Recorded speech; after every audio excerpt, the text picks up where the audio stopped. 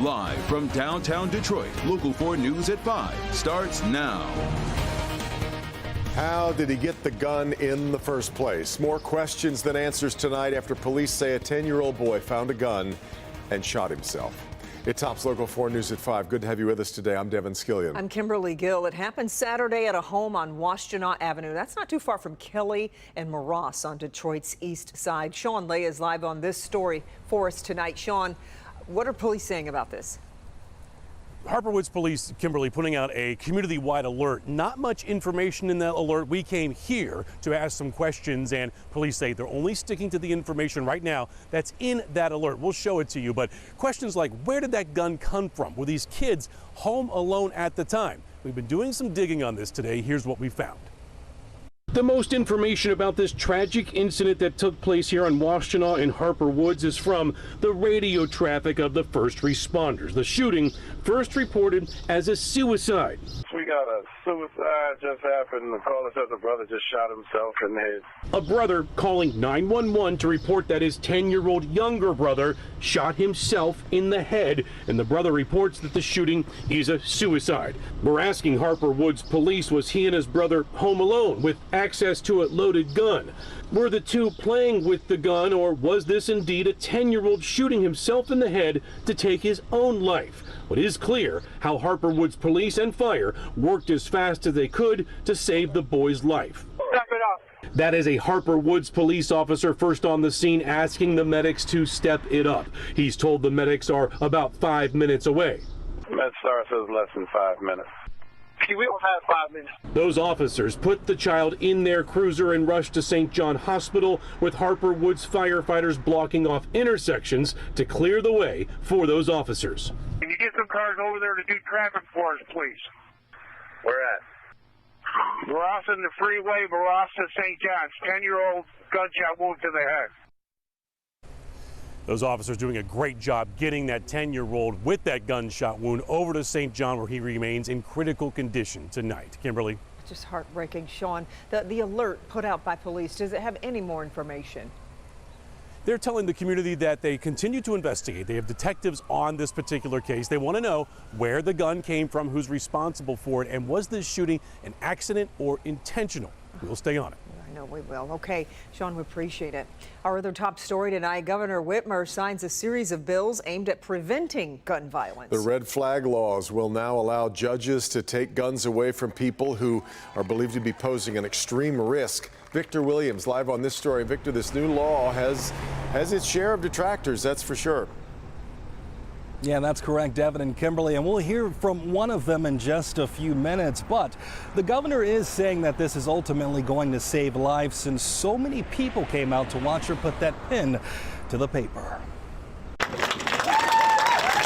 This is a major step forward. These are the things that we ran on, that we told people we're going to do. Surrounded by a crowd of supporters, Governor Whitmer signing what she calls common sense gun violence prevention legislation. Really proud to be here to sign this third piece, and I don't think the conversation is over. There are a lot of survivors of loved ones from Oxford and from MSU here today. I know that they want to continue talking about what in addition we might do to keep people safe. Among the crowd of eager spectators were advocates hoping for stricter gun laws, those who have lost loved ones at the hands of gun violence, and survivors of these types of crimes, like former U.S. Representative Gabby Giffords. Now is the time to come together, be responsible. We must never stop fighting. With the governor's signature, this officially means extreme risk protection orders will be created, allowing family members, police officers, and even medical professionals to petition to keep guns out of the wrong hands. It is a public health crisis that is unique to the United States of America.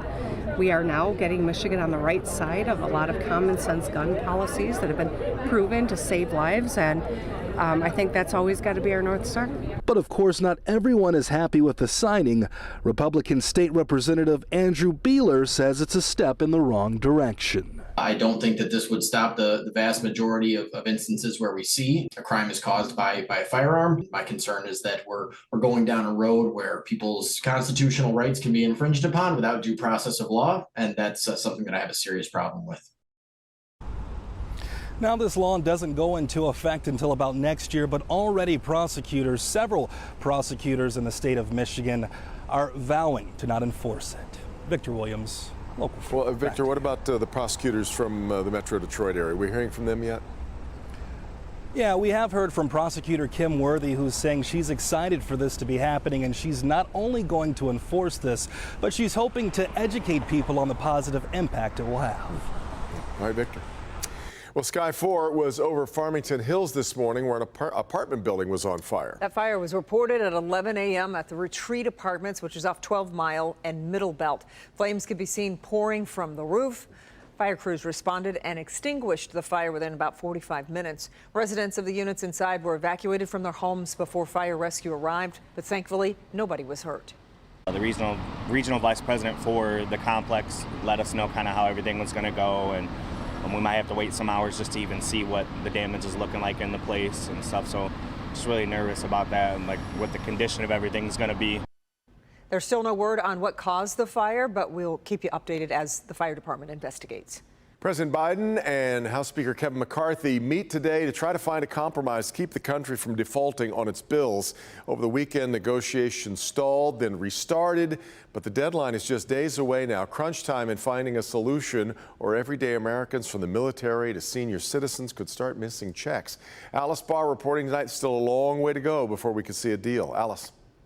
Good evening. Negotiators have been huddling here on Capitol Hill and at the White House as they try to break the stalemate before an economic breakdown.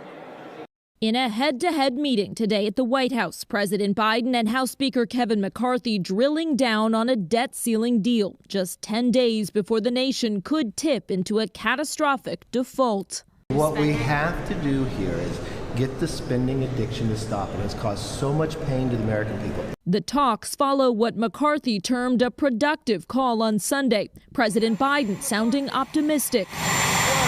While overseas at the G7 summit, he insisted the U.S. will not default on its loans, though neither would he bend to all Republican demands. It's time for Republicans to accept that there is no bipartisan deal to be made solely on their partisan terms. Republicans want to roll back overall spending to pre-pandemic levels and extend Trump-era tax cuts that could add more than $3 trillion to the deficit. White House negotiators on Capitol Hill today trying to break the logjam after Treasury Secretary Janet Yellen called June 1st a hard deadline for when the nation could start running out of money to pay its bills, including things like Social Security benefits and military pay. Everyday Americans anxiously awaiting a resolution.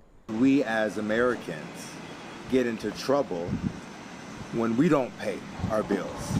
So I don't want the country to get into trouble. As their leaders race for common ground. Even once a deal is reached, it has to get through the full House and Senate. On the far right, the House Freedom Caucus has been pressuring Speaker McCarthy to extract steep spending cuts, while on the left, the White House risks losing some progressives if those cuts go too far. From Capitol Hill, Alice Barr, Local 4. All right, Alice, we should note here the president says he believes he has the authority to invoke the 14th Amendment to bypass the debt ceiling, but legal challenges could get tricky and take up too much time ahead of what you just heard described as a hard deadline. Okay, let's turn our attention now to the weather, and we've got some live pictures here from our Ann Arbor Sky Cam. It's a gorgeous day all across Metro Detroit. So nice, and from the looks of it, we are in for a good stretch of weather here as we make our way through the week. Let's get over to Ron Hilliard. He's in for Kim Adams tonight. Hi, Ron. Hello, Kimberly and Devin. We have sunshine out there, but it is harder to see because we have a layer of smoke. That smoke is coming up from western portions of Canada. So across here, our area, southeast Michigan, we don't have any rain out there. There is a couple of pop-up showers trying to produce moisture in the thumb, but we just are really dry out there. Now, I want to show you what's happening with the bigger picture. rain showers way off over toward the Rockies, and that's also the general area where that smoke is coming from. That's where those fires are. It's drifting down. You see the fires right up there around Alberta and Saskatchewan. That's drifting down into the Great Lakes area. We have some really thick smoke here in Michigan and also in southwestern Ontario. So things across the area, it varies. We have some sunnier conditions depending on where you are in different parts of the area. Some cloud cover over toward Flint and Pontiac. As we go into the evening hours, it's going to be mostly clear across the area. We're going to talk a little bit more about that, what you can expect, and also when this wildfire smoke moves out of the picture. If you want the details, all you have to do is download the Forewarn weather app and get accurate forecasts, and you can track along with us with the Forewarn Exact Track radar. And of course, you can stick around and get the forecast right here.